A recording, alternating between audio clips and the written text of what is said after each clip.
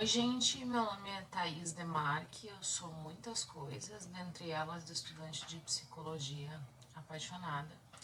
E hoje eu vim falar sobre transtorno de conduta, transtorno de personalidade antissocial e psicopatia e as suas diferenciações. São transtornos que estão intimamente ligados e eu escolhi tratar desse tema por conta de uma notícia que eu vi há alguns dias atrás. Então, alguns dias atrás, no dia 13 de outubro, um menino de 9 anos invadiu a fazendinha de um hospital veterinário na cidade de Nova Fátima, no Paraná, e matou 23 animais, mutilando esses animais, matou de forma cruel. Possivelmente, quando avaliada, essa criança será diagnosticada com transtorno de conduta, que é um dos transtornos do grupo dos transtornos disruptivos do controle de impulsos e da conduta, os chamados TDCIC, sendo possivelmente diagnosticada com o transtorno de conduta, tá? O DSM une esses transtornos em um grupo próximo, né, por proximidade, por similaridade do transtorno, que são os TDCIC, mas possivelmente esse menino será diagnosticado com transtorno de conduta, caso não seja constatado que ele tenha tido um surto psicótico, né? Se ele tiver tido algum tipo de surto psicótico, aí muda completamente a linha de raciocínio médico e de tratamento e de hipótese diagnóstica.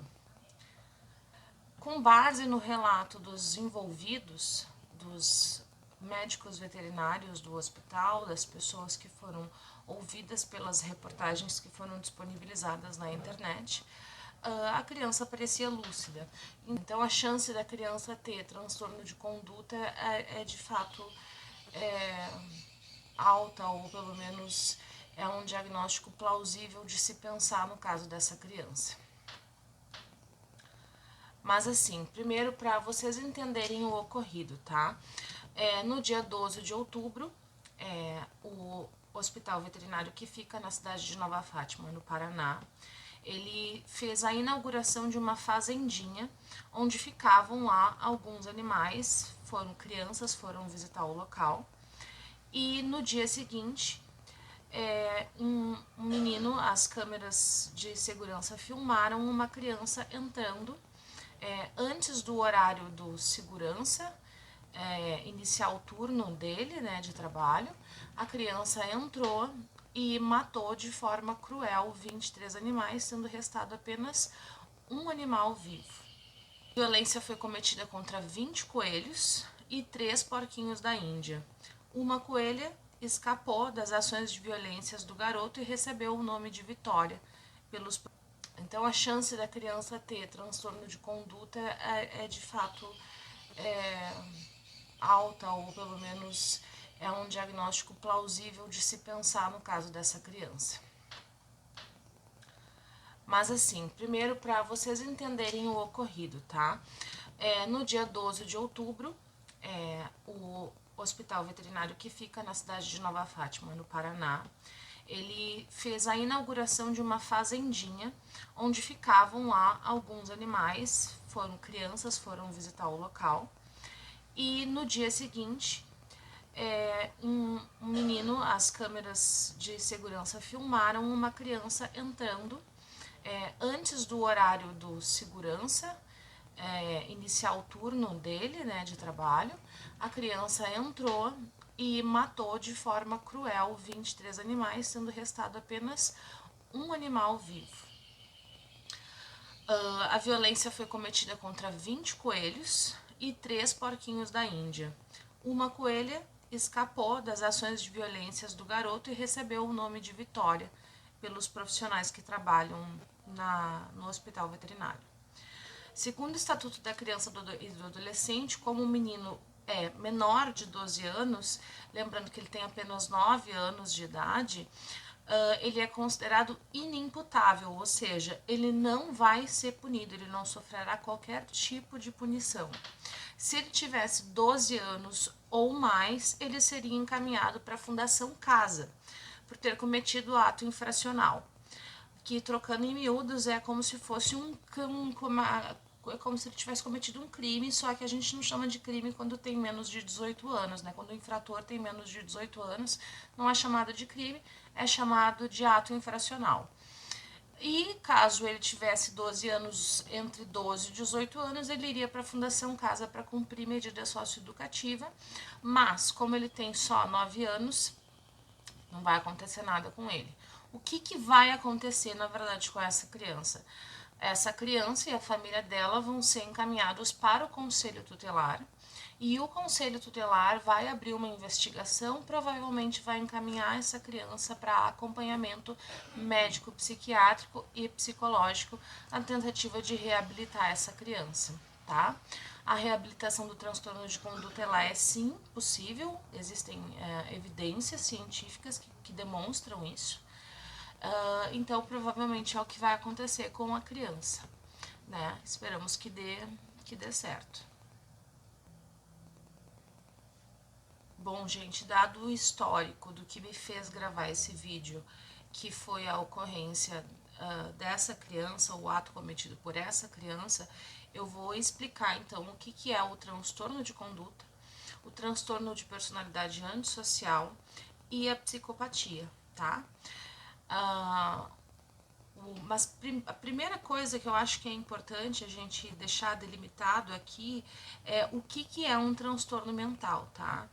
Então é importante deixar delimitado o que é um transtorno mental. Então, segundo a OPAS, que é a Organização Pan-Americana de Saúde, os transtornos mentais são comportamentos caracterizados por uma combinação de pensamentos, percepções, emoções e comportamentos anormais, que também podem afetar as relações interpessoais. Alguns transtornos mentais comuns são depressão, transtorno afetivo bipolar, esquizofrenia e outras psicoses, demência, deficiência intelectual e transtornos de desenvolvimento, incluindo o autismo. Todo mundo já ouviu falar desse tipo de transtorno, né? São transtornos que a gente já ouviu falar várias vezes, que é comum, que está em voga se falar a respeito, falando de saúde mental. Tá? A área da ciência que se ocupa em estudar os transtornos mentais é a psicopatologia, e os transtornos mentais precisam ser estudados porque o diagnóstico correto de um transtorno mental é essencial para que se possa iniciar o tratamento adequado o mais precocemente possível, visando a reabilitação do indivíduo portador do transtorno mental. Tá? A primeira coisa que eu quero deixar clara aqui é que eu não vou fazer juízo de valor a respeito da história da criança que a gente vai usar como exemplo aqui para transtorno de conduta, tá? A gente não sabe a história de vida dessa criança, tá? Tudo que eu vou falar aqui vai ser com base em pesquisas que eu fiz em sites acadêmicos científicos, tá? Dentro da área da psiquiatria e da psicologia. E eu não pretendo emitir a minha opinião pessoal, talvez em algum momento escape aí alguma opinião, mas eu vou evitar fazer comentários. Então, assim, gente, no Manual Diagnóstico e Estatístico dos Transtornos Mentais, o DSM-5, última versão, há um capítulo em que se agrupam os transtornos disruptivos de controle de impulso e conduta, que são os transtornos dos problemas de conduta em crianças e adolescentes. Esses transtornos eles são agrupados no DSM por possuírem características bastante parecidas, tá? Mas só no transtorno de conduta está presente o critério diagnóstico foi fisicamente cruel com pessoas ou foi fisicamente cruel com animais. No transtorno de conduta, assim como no transtorno de personalidade antissocial, que a gente vai falar mais adiante, o indivíduo apresenta comportamentos antissociais. Mas o que é um comportamento antissocial? Então, o DSM ele separa esses comportamentos em 4 grandes grupos: agressão a pessoas e animais, destruição de propriedade, falsidade ou furto e violação grave de regras. O DSM ainda fala para determinar o subtipo, com início na infância, com início na adolescência ou com início não especificado. Além disso, tem que se utilizar o especificador, quando for o caso, com emoções pró-sociais limitadas. O que é isso? Por exemplo, ausência de remorso ou culpa, falta de empatia, despreocupado com o próprio desempenho e afeto superficial ou insuficiente. Deve-se especificar ainda a gravidade atual do quadro, leve, moderado ou grave. Mas o que seriam esses níveis, né? Porque falar assim é estranho de tentar imaginar. Pois bem, leve, poucos problemas de conduta, tá? Além dos necessários para o diagnóstico, dos critérios que mais para frente eu vou falar, com danos relativamente pequenos a outros. Mentir, faltar aula, ficar fora de casa de noite, sem autorização, etc. Moderado. O número e o efeito dos problemas de conduta e os efeitos aos outros estão entre os considerados leves e graves. Por exemplo, furtar sem confrontar a vítima, vandalismo, tá? E grave, muitos problemas de conduta, além dos necessários para fazer o diagnóstico e grave. O que é isso? Muitos problemas de conduta, além dos necessários para fazer o diagnóstico e que causam danos consideráveis ou significativos aos outros. Por exemplo, violência sexual, crueldade física, uso de armas, roubo com confronto à vítima, arrombamento e invasão. Aqui eu quero fazer só um adendo, tá? O DSM não utiliza a expressão violência sexual, mas sim sexo forçado. No entanto, certas coisas têm nomes e sexo forçado é um nome de violência sexual, né? Então eu prefiro usar o termo violência sexual, que é o termo correto a ser usado, tá? Outro termo seria e aí vocês podem continuar, mas a plataforma não permite que eu use esse termo. Pessoal, é importante dizer que existem alguns fatores de risco para o desenvolvimento do transtorno de conduta. Entre eles, abuso físico, abuso sexual, severa punição psicológica, ambiente hostil e conflituoso, lares caóticos, disciplina parental áspera, práticas agressivas ou negligente por parte dos cuidadores, criminalidade parental, determinadas psicopatologias familiares, então a gente tem a questão genética envolvida, exposição à violência na infância, rejeição pelos pares, etc.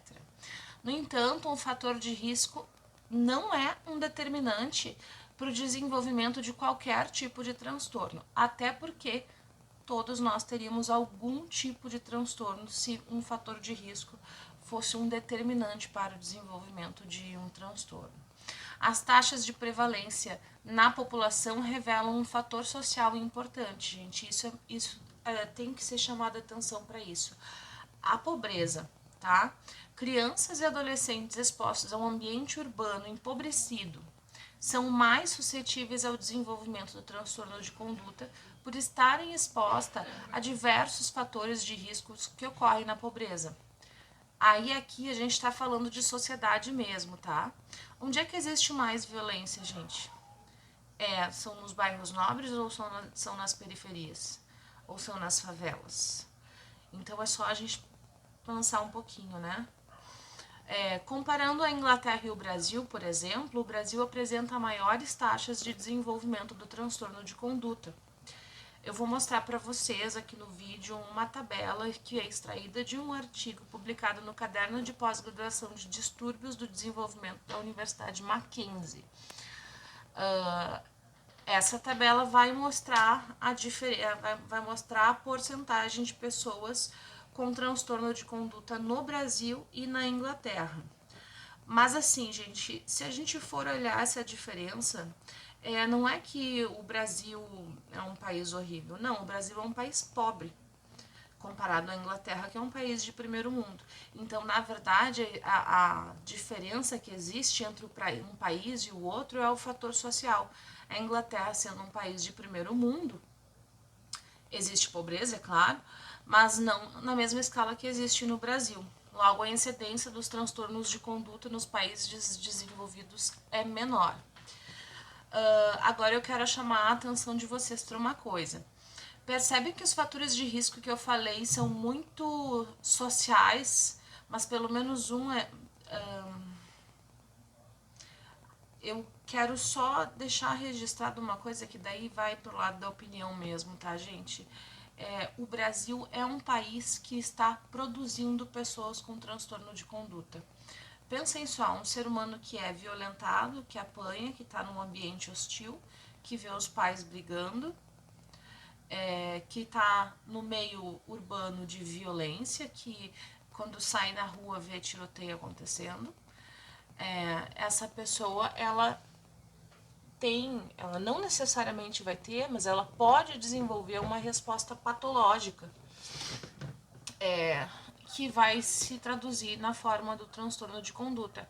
A resposta patológica dela também poderia ser um transtorno depressivo, também poderia ser um transtorno afetivo bipolar, um transtorno de ansiedade, transtorno de estresse pós-traumático, mas como a gente vai ver mais para frente, existem sim marcadores genéticos que não são determinantes para desenvolvimento de algum transtorno mental, mas que devido à epigenética, que é a interação do meio com a genética, podem favorecer o desenvolvimento de determinados transtornos mentais.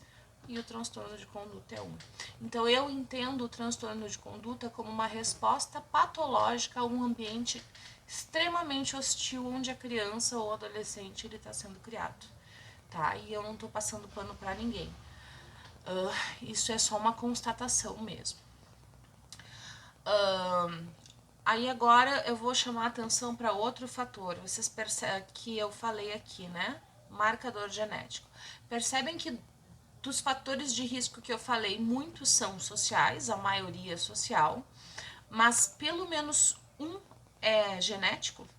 Quando dizemos que estamos falando em possuir parente de primeiro grau com algum transtorno psiquiátrico, a gente está falando de genética, né? Mas a genética sozinha não é capaz de explicar o desenvolvimento de um transtorno mental. Isso porque nós somos seres biopsicossociais. E eu vou explicar para vocês o que é ser um ser biopsicossocial. Então, o bio é de biológico, que vai envolver a nossa condição física, orgânica e genética.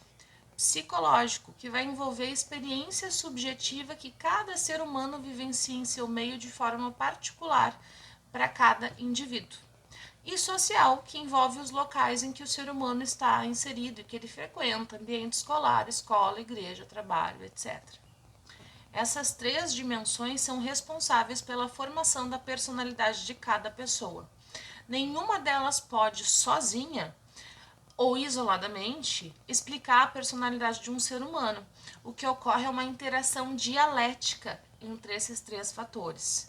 A grosso modo, dialética é um diálogo, que é um diálogo constante, é uma interação constante entre esses três fatores.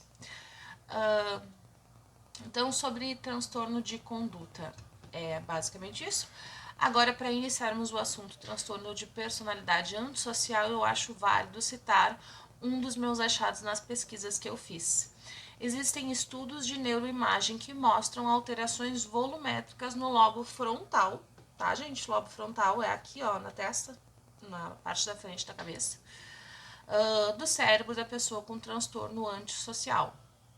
Também há estudos que demonstram alterações nos sistemas de neurotransmissões das pessoas com transtorno de personalidade antissocial, que eu vou começar a chamar daqui para frente de TPAS, porque é um nome muito grande, né? A partir da década de 70, com a ascensão da neurociência, houve a tentativa por parte dos neurocientistas de detectar o gene doente.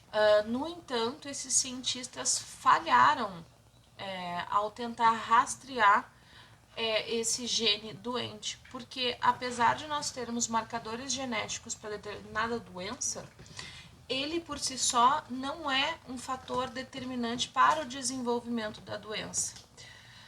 Isso foi visto, inclusive, ao analisarem gêmeos idênticos, porque os idênticos compartilham o mesmo DNA, inclusive gêmeos criados por famílias diferentes, em que um desenvolveu o transtorno e o outro não desenvolveu o transtorno.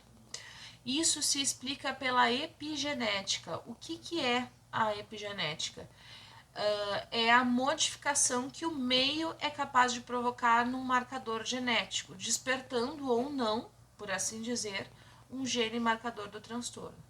Então, digamos que uma pessoa carregue o gene da esquizofrenia, mas ela está inserida num ambiente X, que eu não sei se ele é bom ou não sei se ele é ruim, e ela nunca desenvolve a esquizofrenia.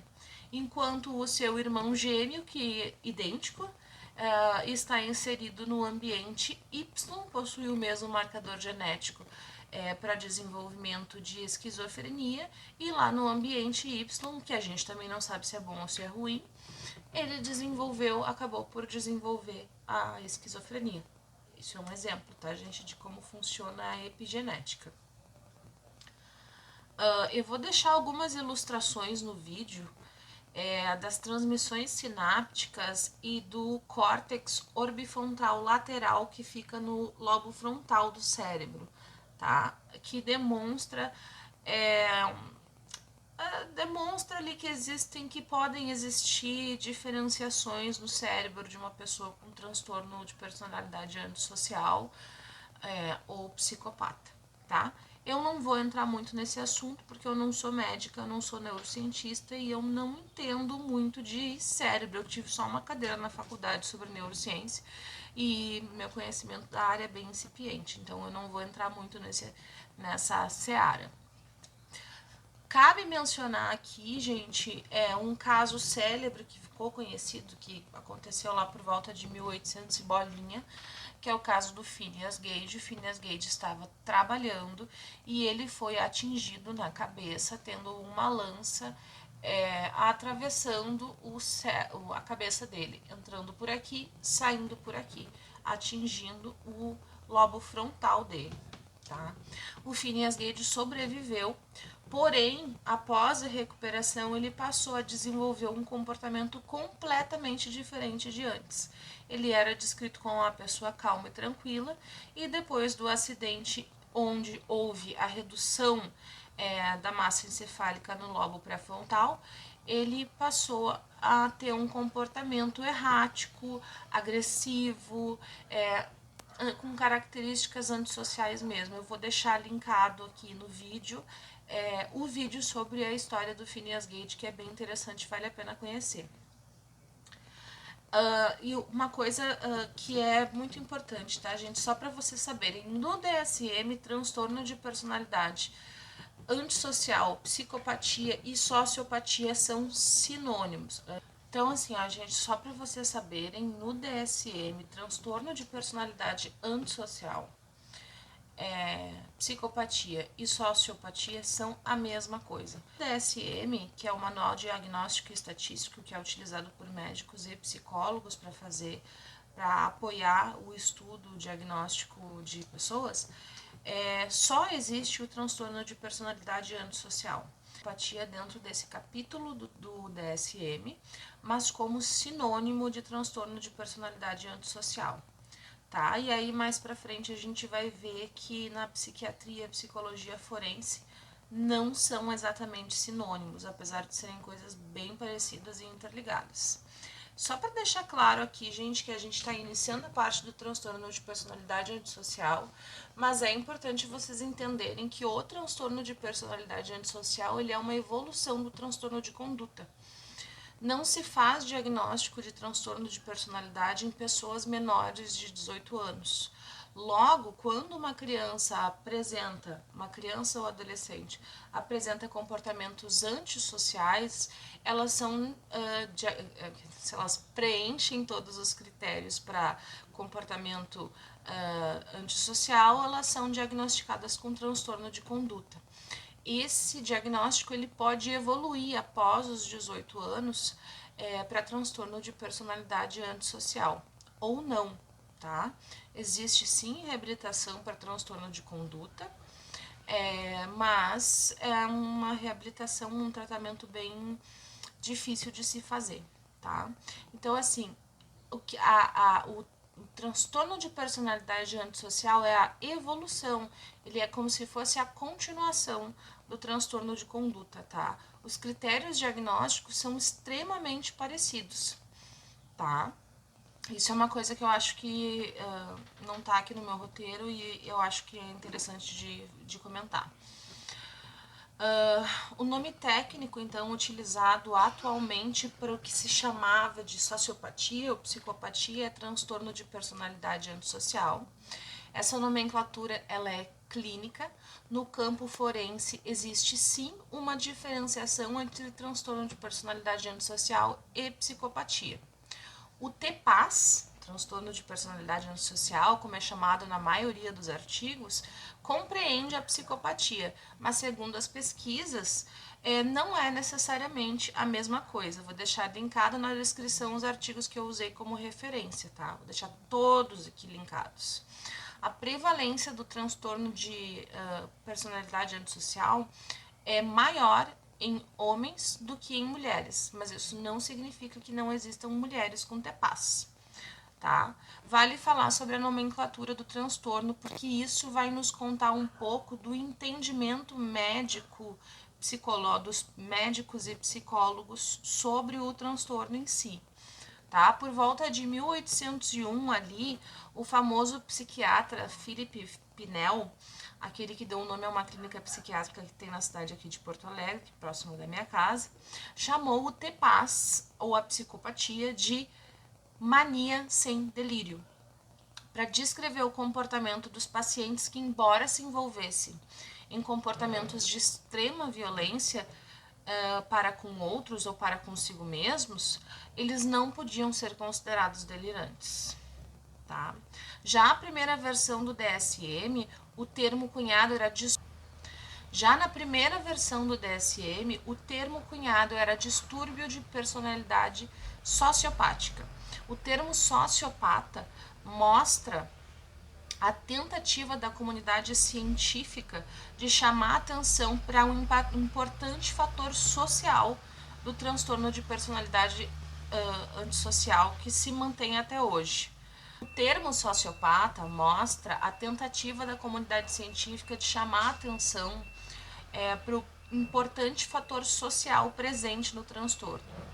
No entanto, a partir da terceira edição do DSM, o termo foi modificado, mudança que se deu em razão da preocupação com a maior acurácia do diagnóstico, cujos critérios também foram modificados e passaram a enfocar aspectos comportamentais da antissocialidade, de forma a aumentar a concordância entre diferentes avaliadores. Mais para frente veremos esses critérios e eu vou mostrar que o fator social se apresenta no DSM, mas no item características associadas que apoiam o diagnóstico, e não mais dentro dos critérios diagnósticos. Então, o principal a se saber sobre o TPAS é que a característica essencial dele é um padrão de indiferença e violação do direito dos outros que surge na infância ou no início da adolescência e continua na vida adulta. Vejam que interessante, né? Para que esse diagnóstico seja afirmado, prestem atenção, o indivíduo deve ter no mínimo 18 anos de idade e deve ter apresentado alguns dos sintomas do transtorno de conduta antes dos 15 anos. Vejam como o transtorno de personalidade antissocial e o transtorno de conduta estão intimamente ligados. É por isso que a gente começou o vídeo falando do transtorno de conduta, para poder falar, por fim, da psicopatia, que todo mundo gosta de saber um pouco, né? Segundo o DSM, os critérios diagnósticos são transtorno de personalidade antissocial. Critério A: um padrão difuso de desconsideração e violação dos direitos das outras pessoas que ocorre desde os 15 anos de idade, conforme indicado por 3 ou mais dos seguintes. E aí, o critério A vai ter alguns subitens. Fracasso em ajustar-se às normas sociais relativas a comportamentos legais, conforme indicado pela repetição de atos que constituem motivos de detenção. Tendência à falsidade, conforme indicado por mentiras repetidas, uso de nomes falsos ou de trapaça para ganho ou prazer pessoal. Impulsividade ou fracasso em fazer planos para o futuro.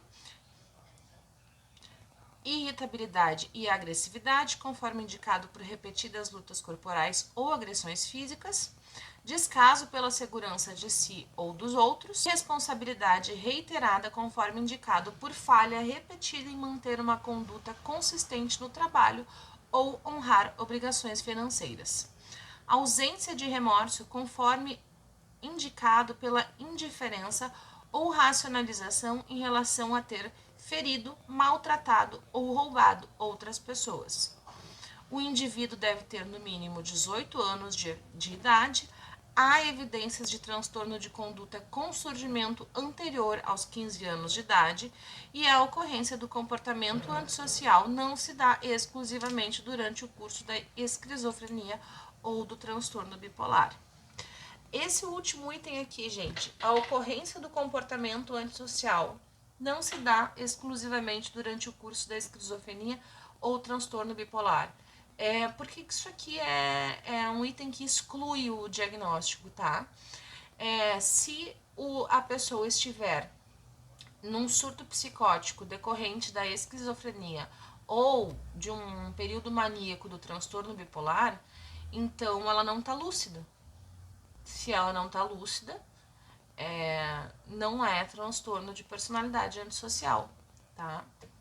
Ainda para clarificar mais um pouco o transtorno, eu vou ser obrigada a utilizar um pouco mais o DSM, principalmente no que tange as características associadas que apoiam o diagnóstico.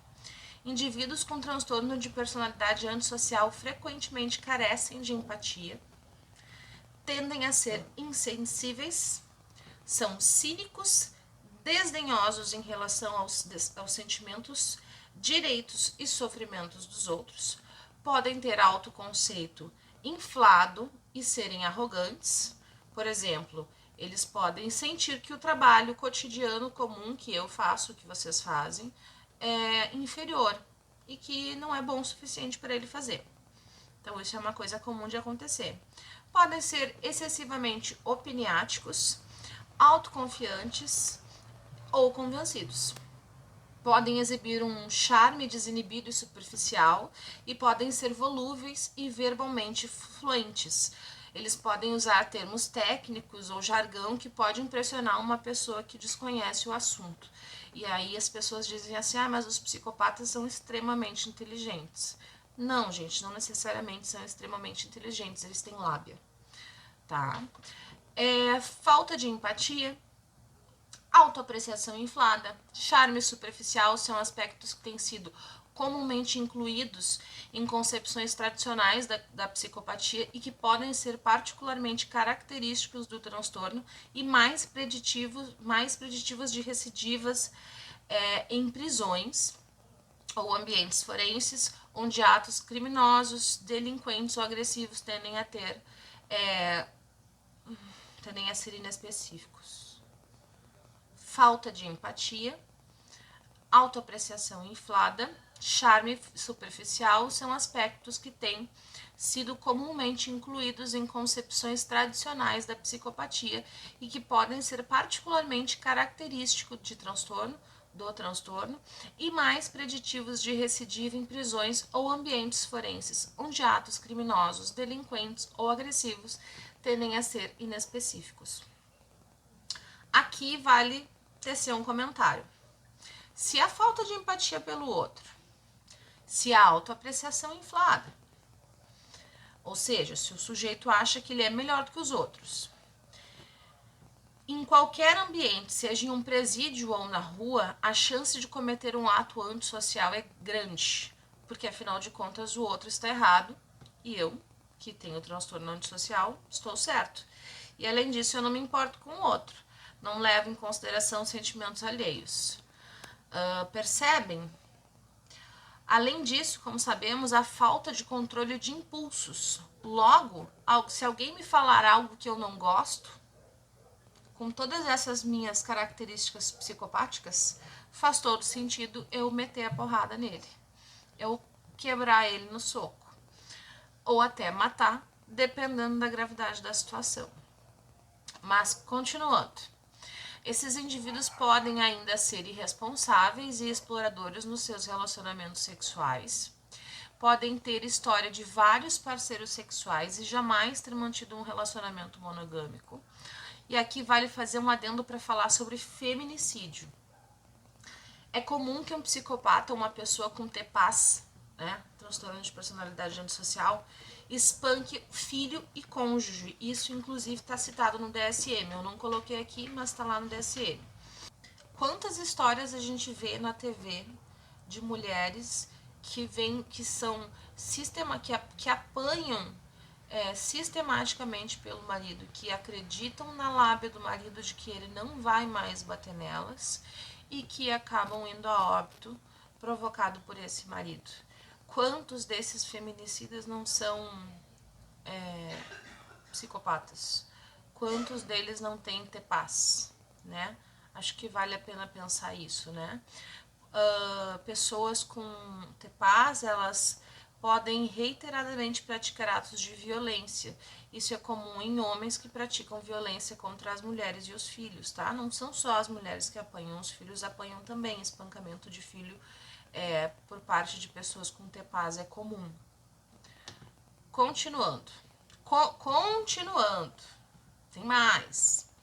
Como pais podem ser irresponsáveis, conforme evidenciado por desnutrição de um filho, doença de um filho resultante de falta de higiene mínima, dependência de vizinhos e de outros familiares para abrigo ou alimento de um filho, fracasso em encontrar um cuidador para o filho pequeno quando está fora de casa ou ainda desperdício recorrente de dinheiro necessário para a manutenção da vida doméstica.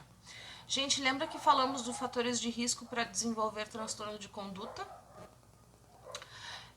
Percebem que os dois transtornos eles estão intimamente ligados? Lembram que eu falei que crianças que sofreram abusos durante a infância possuem um fator de risco para desenvolver o transtorno de conduta? Lembram também que é comum no transtorno de conduta haver histórico familiar de transtorno mental? Então, vejam como existe uma ligação íntima entre o transtorno de conduta, o TC, e o transtorno de personalidade antissocial, o TPAS. Ainda, continuando conforme descrito no DSM, eu tô no DSM ainda, tá, gente? Esses indivíduos podem ser dispensados do exército de forma desonrosa, fracassar em prover o próprio sustento, empobrecer ou ficar sem teto, passar muitos anos em instituições penais, são mais propensos a morrer prematuramente por morte violenta do que a população em geral, até por causa do comportamento violento deles. Logo, faz sentido que eles morram precocemente de forma violenta.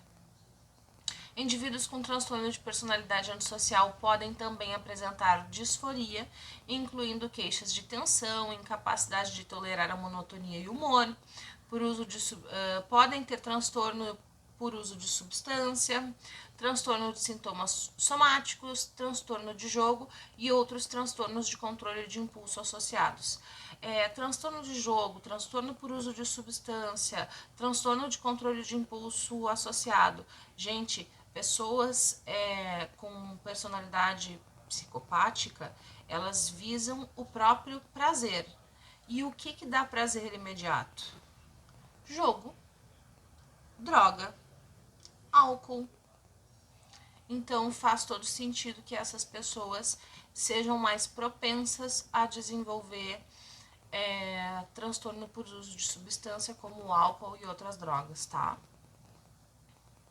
Um fator importante de se mencionar é que esses indivíduos eles também apresentam com frequência aspectos da personalidade que atendem critérios de outros transtornos de personalidade, em particular borderline, histriônico e narcisista. Contudo, cabe aqui fazer um adendo, tá, gente? Uma ressalva. Quando a gente lê o DSM, todos nós apresentamos um ou outro critério para algum tipo de transtorno mental, tá? Então, mesmo pessoas que não possuem nenhum transtorno mental, eu posso ir lá e olhar no DSM, transtorno depressivo maior, e me identificar com um ou mais critérios diagnósticos sem fechar diagnóstico para nada. E é o caso do transtorno de personalidade antissocial. Os critérios diagnósticos batem com outros transtornos, como o narcisista, como o borderline, como o histriônico, e não necessariamente fecha critério diagnóstico para estes transtornos, e sim para o transtorno de personalidade antissocial, tá? Ou sim, pode também fechar diagnóstico para mais de um transtorno de personalidade, mas eu não achei isso em nenhum artigo, tá? A probabilidade de desenvolvimento de transtorno de personalidade antissocial na idade adulta aumenta se o transtorno de conduta do indivíduo teve início na infância antes dos 10 anos de idade. E se houve também déficit de atenção e hiperatividade associado, abuso ou negligência infantil, paternidade ou maternidade instável ou errática ou disciplina parental inconsistente podem aumentar a probabilidade de o transtorno o transtorno da conduta evoluir para o transtorno de personalidade antissocial. É importante ressaltar que a comorbidade com TDAH, transtorno de déficit de atenção e hiperatividade, é incluída aqui por causa do pobre controle inibitório do transtorno, ou seja, a alta impulsividade que é presente no TDAH, tá, gente? O TDAH não é preditivo de transtorno de conduta e nem de transtorno de personalidade antissocial. Então, por favor, não sejamos preconceituosos. Então, vamos fazer a diferenciação do transtorno de personalidade antissocial e da psicopatia com base nos artigos que eu li. Então, agora, gente, a gente vai diferenciar o transtorno de personalidade antissocial da psicopatia, tá? Na CID-10, transtorno de personalidade é uma perturbação grave da constituição caracterológica e das tendências comportamentais de um indivíduo. Essa perturbação ela não constitui uma doença, porque não é uma lesão, não é uma afecção cerebral e não pode ser associada a um transtorno psiquiátrico. Além disso, usualmente envolve várias áreas da personalidade, estando quase sempre associada à ruptura pessoal e social. Essa descrição é genérica para todos os transtornos de personalidade, tá? O DSM-5 lista 10 transtornos de personalidade divididos em 3 grandes grupos, A, B e C, e essa divisão se dá por conta das características, das semelhanças entre os transtornos, tá? Então, são eles. O grupo A é caracterizado por parecer estranho ou excêntrico. Contempla os seguintes transtornos: paranoide, esquizoide, esquizotípico. Já o grupo B é caracterizado por um parecer dramático, emocional ou errático. Contempla os seguintes transtornos de personalidade: antissocial, borderline, histriônico e narcisista. Lembra que eu falei que anteriormente que o transtorno de personalidade antissocial ele pode ter a pessoa com transtorno de personalidade antissocial pode fechar alguns critérios, pode ter alguns critérios dos transtornos de personalidade borderline, histriônico e narcisista? É por isso, porque eles são do mesmo grupo caracterológico ali, que é o grupo dos transtornos de personalidade B.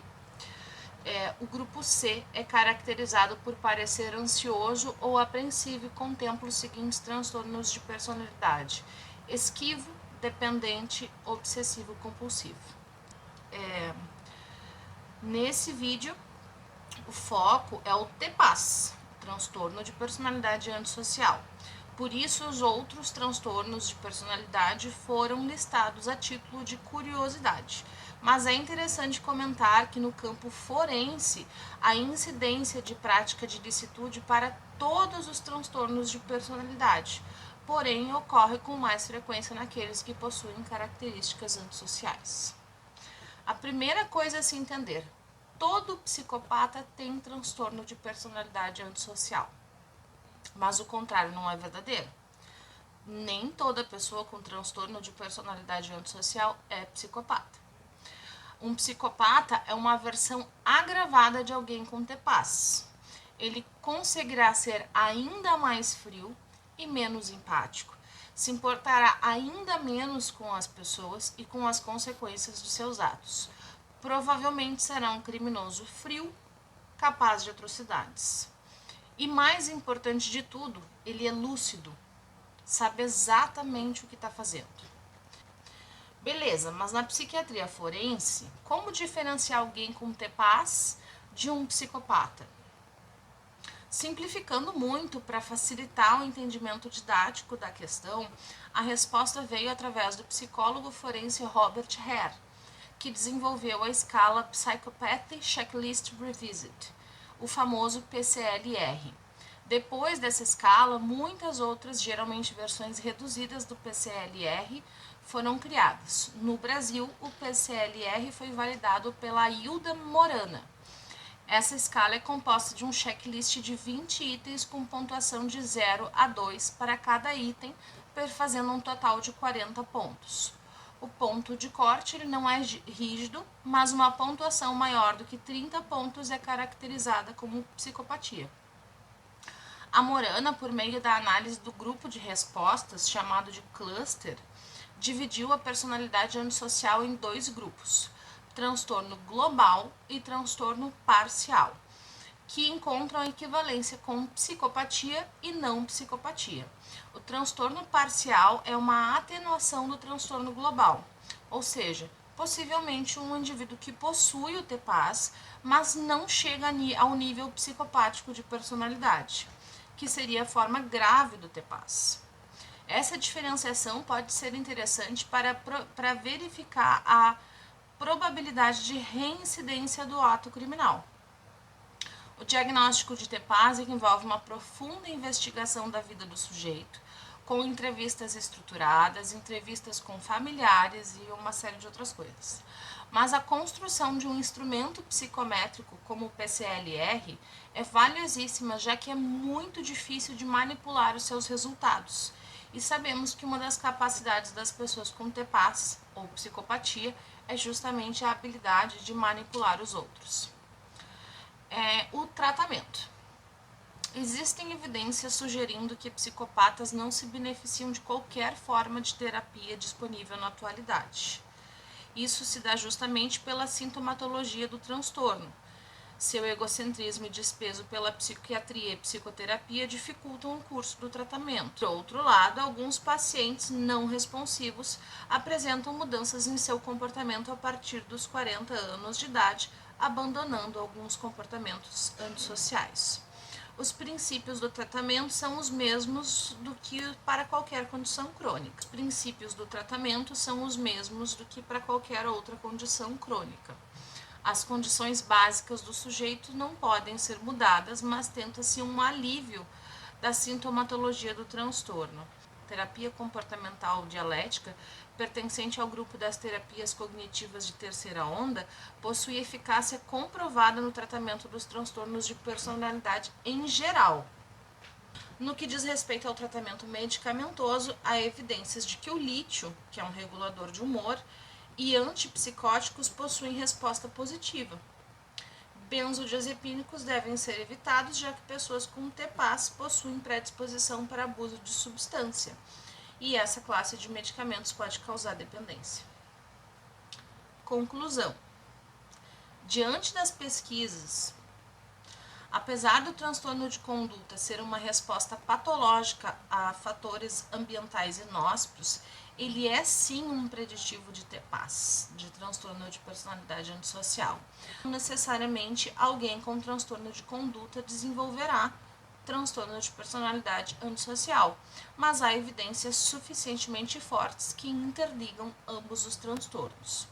No que diz respeito aos sujeitos com transtorno de personalidade antissocial, aferir a presença de psicopatia na população carcerária, por exemplo, se faz necessária para identificar a probabilidade de reincidência e a capacidade de reintegração à sociedade.